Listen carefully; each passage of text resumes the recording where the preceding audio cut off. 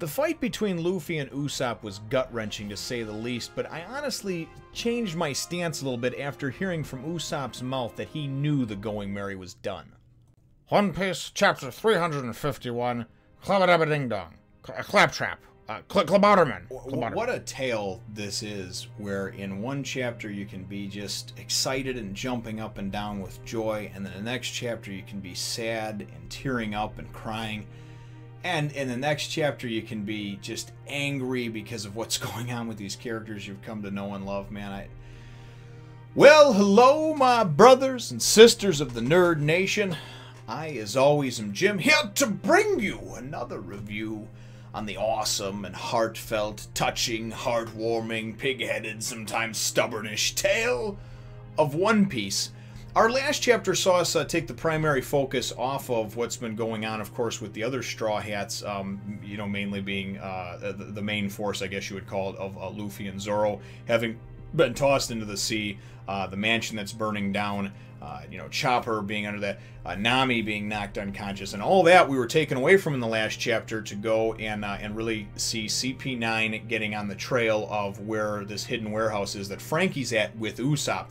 And then seeing Usopp and Franky talking amongst themselves, and really Franky just kind of dropping the bomb again on Usopp and saying, your ship is done for, dude. I'll help you dismantle her. And Usopp's like, you will not. And that's how the chapter ends. And that's right where it picks up. And honestly, I have to say, it's not often that I completely change my stance on things as more information comes to light. Most of the time, I'm still pretty dead set in the way that I originally thought I might alter something slightly, my thought, my position on it. But this is one of those times where, you know, because he was the underdog and because I felt for him, and I've been in Usopp's position before in my life and felt a lot of self-doubt and felt like I wasn't worth a lot and focused on the negatives and not the positives that I could bring to the table, I felt like, you know, I kind of sided, I guess you would say, with Usopp. Even though I realized there was fault from both sides with Usopp and Luffy, I felt like I sided a little more with Usopp, you know. And now after seeing and reading this chapter, number one, very, very touching chapter, very touching chapter. We finally find out after 100+ chapters what that, who that was fixing the ship on Skypiea. So we'll get to that in a minute. But I think ultimately my stance on Usopp is that he needs some counseling. He does. He needs some counseling. He needs some. He needs to meet with like a positive coach or something like that. You know, positive thoughts, that type of thing. Because this guy, he's got issues that go beyond just being pig-headed or stubborn. You know, it's borderline just ignorant and stupid. But again, like I said, we'll get into it over here. So him and Franky are going. You start to go at it because Franky goes and he's just like, dude, and he just like tears a piece of the ship off. He's like, I'll help you do it. And it's like, it's, you know, it's a piece of crap. It's falling apart, right? And Usopp's like, you'll do nothing of the thing, you know, nothing of the sort. You know, and he winds up nailing Franky, you know, and Franky doesn't take kindly to that, you know. And he's like, you little, and he jacks Usopp up. Usopp winds up actually getting knocked into the water because this underground warehouse that he has, he's got like a slip that you can bring ships into over there, you know, in this warehouse, this hidden warehouse under the bridge. So the Going Merry's right there. Usopp falls into the water, gets knocked into the water. He's underneath, he's in the water, and he can see the bottom of the ship, and he can see the patchwork job that was done and the splintering wood and the keel and everything like that, right? And as he comes and pulls himself up out of the water, you know, he's still going, oh, sorry, it's okay, Mary, I'll fix you up in this and that. And it's just that stubbornness, you know, he's not going to let it go. So Franky goes and explains to him, he's like, listen, man, you know, if you were just content to go and sit around and let the thing sink eventually, so be it. But, you know, not if you want to get back to East Blue and to your hometown and everything like that. He goes, I just can't let you do that, brother, you know. And I like how, you know, I just can't let that happen, brother, because you have to understand, you know. And he goes and explains to him, he says, you know, about the keel and about the ribs of the ship and everything else. You don't understand, you know, first of all, you don't even have the skills to try to keep this thing afloat. And it's impossible. This thing won't even get you to the next shore, you know. And it's exactly what was told to Luffy, you know, several chapters ago, obviously when they entered Water 7, and nobody wanted to believe it then.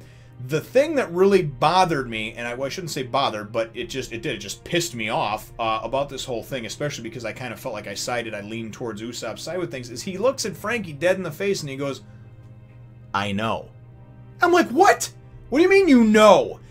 And it was one of those things where he knew but he didn't want to admit it. It's one of those things like, you know that that person, that relationship you're in is toxic, but you just don't have the strength to get out of it, or you just don't have the belief that things will be better out of it. You know what I mean? Just taking that first step sometimes can be hard, even though you know, or you feel like you know what's beyond is better, you know, is going to be better for you.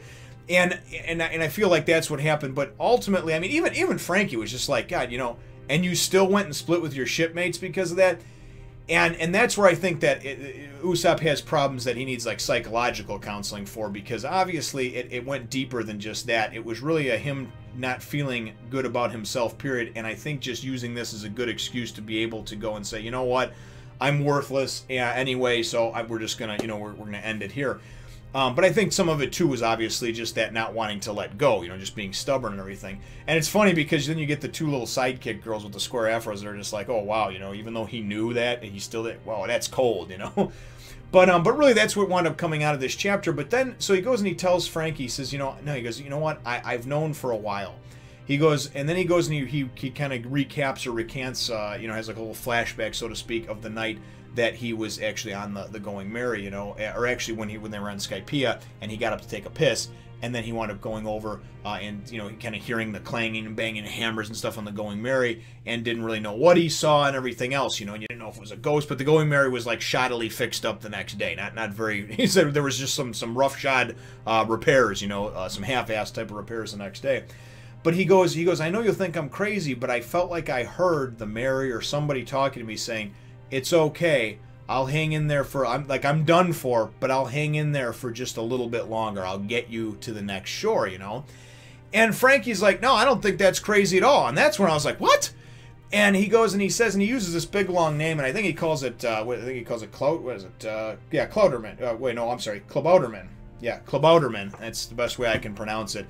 And he says that it's basically what it is. It's like this fairy sprite spirit, I guess you would say, that appears or has been heard, the legend is that it appears sometimes to warn, you know, crews of things, obviously to fix up a ship or whatever. And what he explains it as is it's like the spirit of the ship, because they gave so much love to the ship, because they treated it as another living human breathing being, that ultimately this ship almost took on like a spirit of its own, you know? And it's kind of a little bit goofy and out there and far-fetched, but on the same token, I mean, come on, we're reading a series here where people can eat fruits and then have supernatural type, just crazy powers, super imbued with superpowers, superhuman-like powers. So it isn't as if it's a fictional world. It isn't like as if it's rooted in reality with all of our type of, you know, with all the laws of physics and everything else we have. And not to mention, too, there's many of people, myself included, that believe that there may be the other side, that sort of thing. You know, I'm not so sure that I would say I believe in ghosts and spirits and things like that, but do I believe that sometimes it just sort of feels like there's a presence or an entity or just something when you kind of enter an area or a room and it just sort of feels cold and dark, and maybe it's just the atmosphere, you know what I mean? And maybe it's just your mind playing tricks on you, but maybe there's something to it, I don't know. But it was really cool how he explained this, you know, that this spirit ultimately wound up appearing to Usopp, and then of course fixing up the ship and everything like that, because the ship was just so loved, you know. And honestly, it's something that it did. It kind of brought a tear to my eye. Brought several tears to my eyes, actually. I had to, you know, kind of get my composure, regain my composure before I could even record this, because it was it's the experience with Usopp and what he did. Like I said, I believe that could have been handled differently. Could have been handled differently from both sides. I believe, though, now that Usopp was definitely, there's more blame to be laid on him if he kind of knew this to begin with, you know. But the fact that he was just going to keep riding it until there was nothing left, and I guess he just thought in his mind that even though, you know, it was beyond repair, I guess he just thought that he could save it, he could repair it, you know. And like I said, it's touching, but at the same time it's very it's heartwarming, but at the same time it's very heartbreaking, you know, to think about it. But I really liked how he explained, you know, Franky explained about this this spirit or this sprite, this fairy, whatever you want to call it, which pretty much is just the essence or the ship itself. If the ship had a personality, a spirit, or what have you, it's that embodied. You know what I mean? And it was a really cool thing to find out. So the chapter winds up ending shortly after that, though, as we wind up seeing the fabulous four CP9 guys over here on the outside. I was going to pull the picture actually.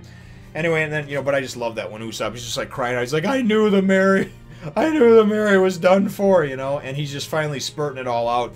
And it's like, on one hand, you feel for the guy because you're like, you know what, it's, you feel for him because of the fact that he's got so many demons in his closet, so much self-doubt, and so much weighing upon his shoulders, and thinks so little of himself, you know. But he loves this ship, you know what I mean? He truly does. He loves the ship and he cares for the ship. And I only wish that he had loved and cared for the crew of the ship as much, to at least have the decency to go and say, hey, listen, you know, I can't handle this right now. I got to go off and think for a while or whatever, you know. But like I said, I think now in hindsight, you know, obviously that was a mistake what he did. But nonetheless, though, the chapter does end up after that kind of heartfelt, teary, you know, tear-jerking story and what have you when he's talking about it. And then we get from the two psychics, bro, sounds like we've got visitors. And as you knew that it was coming, you got CP9. Obviously, we're able to get the information from the Franky family that they beat the hell out of.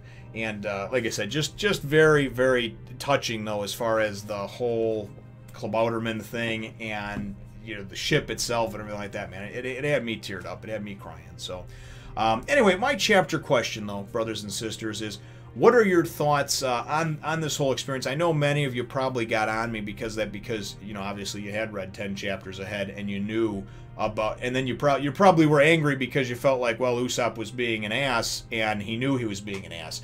Whereas I didn't know that at the time either. I didn't know that Usopp had knowledge of that. I thought it was really just a kind of like a, hey, you know, why are you guys letting this go so quickly? You know, so anyway, nonetheless, so let me know what your thoughts are on the explanation, I guess, of this Klabautermann, however you want to pronounce it, the spirit, the fairy, the essence of you know, of the actual Going Merry. Let me know what your thoughts are on that, and then of course too, like I said, I don't want to get too much back into the argument of Usopp or Luffy or whatever, who was right or wrong, but I do stand corrected as far as my initial thought process goes, and I'd have to side a little more with Luffy and the way he handled things. Although, like I said, there's fault on both ends. You know, that it could have been handled differently on both ends. So let me know what your thoughts are though in the comments down below. Feel free to hit the thumbs up, the like button if you should think that I deserve it. And subscribe if you haven't done so already. We look forward to catching all of you in the next Fun Nation. Remember to follow me on Twitter and Facebook, Instagram, and even my other channel.